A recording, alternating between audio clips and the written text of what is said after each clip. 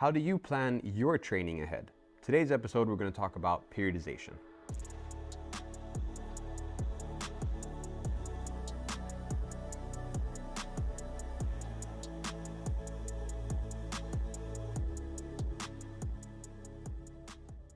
Hey, and welcome to us at Goat Sports. My name is Adrian Skepi. Together with me today is my colleague, Coach Martin Strante.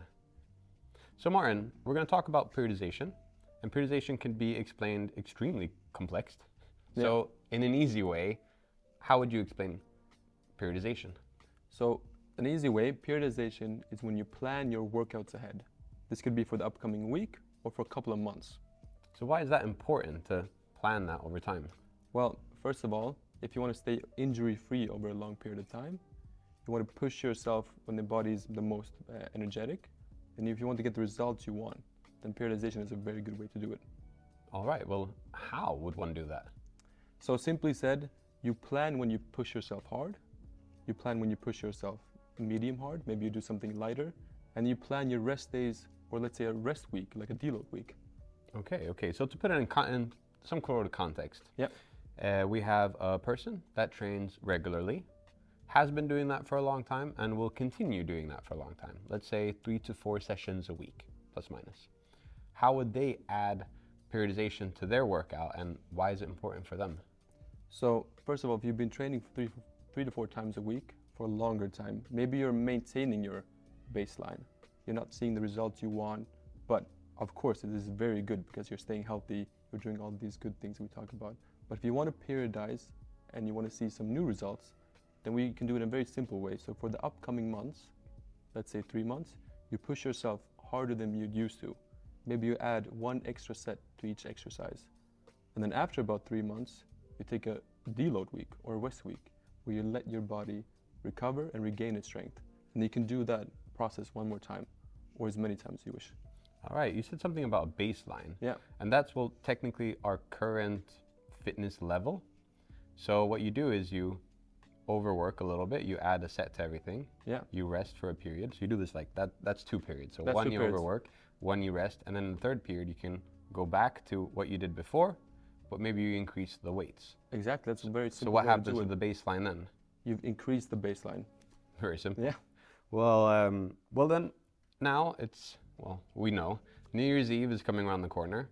And that means a lot of New Year's resolutions, a lot of people that have been waiting for that day to start their fitness training, to start their fitness journey. What is important for them to take with them? Because every January 1st, the gyms are packed. They're always packed. And yeah. sometime after March, April, they're not packed anymore.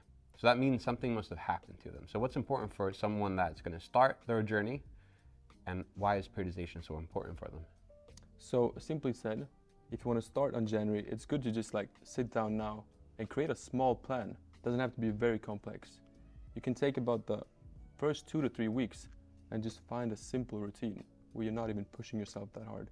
Because we know the most common issue is that people jump in, they do 5 tough workouts, and then after a couple of weeks they feel this is too hard, I have aches and pains, and they push themselves too much. But if you create a plan, you take 2 to 3 easy weeks and you kind of ease into it, then you've created an easy periodization to get your body adapted to the training. It's very simple. And I think what a lot of people need to remember is that that first week, no matter if it was 1 session, 3 sessions, or 7 sessions, that's not going to matter if you keep the continuancy and then do that over time. Yeah. I mean, we counted, I've been training for, 20 something years. And my first training week ever was like, I went once, I was sore for 2 weeks, and then I went back. So like, if you see my track record is like, okay, I trained once, I rested 13 days. Yeah.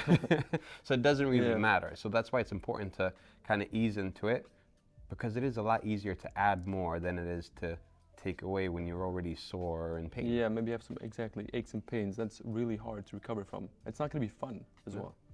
And then we have those people that like training a lot. Yeah. And wants to train every day. Yeah. What's important for them when it comes to periodization? So we have a lot of athletes and people that like to give it all and train every single day, like you said. For them, it's important that they have their high days, they have their low days and medium days, because if you try to push yourself hard every single day, then eventually you either get some kind of injury, or you just feel that you're just like tired all the time, and your results are going to start to decline. So what we recommend is that, like we said, have some type of high day where you push your intensity, you go heavy. You have some type of light day, maybe you do some stretching, mobility. This can be easy walk or bike riding. And you can also have some medium day. And this way you can create a plan where you're training every single day, but the intensity has a variation. Makes a lot of sense, because I know that periodization, it can be anything from a week until, what is like the longest period is like 4 years. It's like from one Olympics to the next. Yeah, that's a long period. That's a long period. But then you have smaller periods within that, of course. Yeah. So what's important to take with us is that when we are at a certain level, let's say a high level, periodization is really important to make sure that day to day we can give whatever effort is needed and make sure that we recover in whatever we can. Because you don't want to get injured. No, of course not. That's the worst thing when it comes to continuity, is not being able to be continuous. It says for itself. And for anyone starting, it's better to have a slow start. You periodize. Maybe you say, okay, this week I'm going twice a week to the gym, and then once a week I'm going to train outdoors or at home. Yeah. And once you've checked that off and you've done that for a week, 2 weeks, 3 weeks, then it's easier just to add one more day, because then you know how it feels and you know how the routines are, and you add more. So it's not the New Year's resolution, 7 days a week, and then second week you're letting your body adapt to the workouts. So as always, thank you so much, Martin. Very good insights. I hope you guys at home has realized a little bit more in how important it is to periodize your training, and not just to get results, but also to maintain a high fitness level and, well, minimize the risk of getting injured. So till next time, see you then. Take care.